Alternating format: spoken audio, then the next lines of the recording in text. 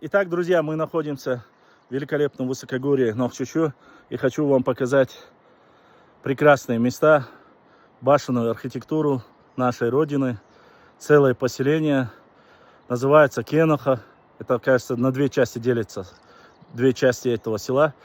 И здесь была и есть, сейчас я вам покажу, боевая башня. Посмотрите. Так.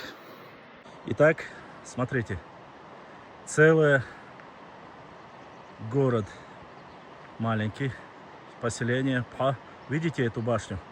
Это некогда боевая башня, взорванная Баженовым.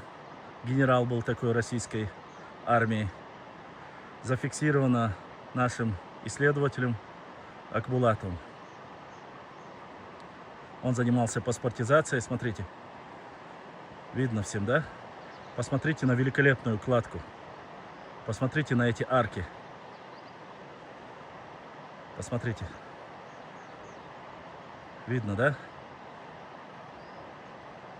Никто не сравнится в кладке камня с чеченскими зодчими. Это я вам могу сказать однозначно.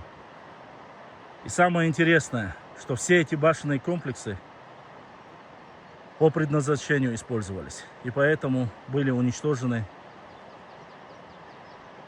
царскими генералами.